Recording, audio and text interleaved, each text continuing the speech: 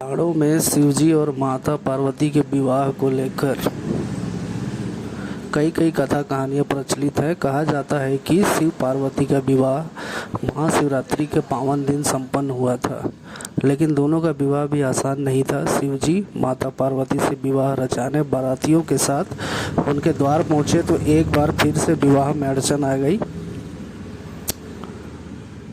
पार्वती जी राजा हिमवन और रानी मैनावती की पुत्री थी, जो कि महादेव को अपने पति के रूप में मान चुकी थी और उन्हीं से विवाह करना चाहती थी।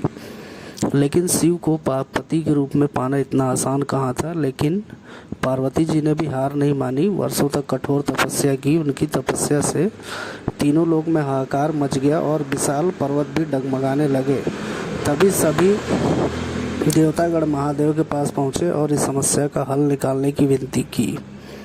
पार्वती की कठोर तपस्या से महादेव भी प्रसन्न हुए, लेकिन शिव जी ने पार्वती को दर्शन देकर कहा कि वो किसी राजकुमार के साथ विवाह कर ले।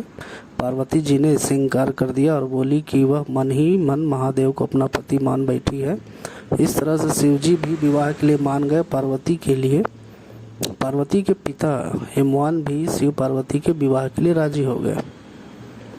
शिव पार्वती के विवाह से जुड़ी पौराणिक कथा के अनुसार पार्वती जी से विवाह रचाने के लिए शिवजी बारातियों के साथ पहुंचे। उनके साथ बाराती में भूत प्रेत चुड़ैल भी थे। वहीं दूल्हा बने शिव जी ने भस्म से श्रृंगार किया था और हड्डियों की माला पहनी थी। भूत प्रेतों की बाराती और शिव का श्रृंगार देखकर सभी दंग रह गए। पार्वती जी की मां मैनावती ने इस विवाह से साफ इनकार कर दिया। तब पार्वती जी ने शिव जी से प्रार्थना की कि वे विवाह के रीति रिवाज को ध्यान में रखते हुए तैयार हो जाए। इसके बाद देवताओं ने शिव जी का श्रृंगार किया और इसके बाद शिव जी का सुंदर दिव्य रूप देखकर सभी प्रसन्न हुए। फिर माता पार्वती और शिव जी का विवाह हुआ। इस तरह से शिव पार्वती के विवाह में बाराती के रूप में देवतागण के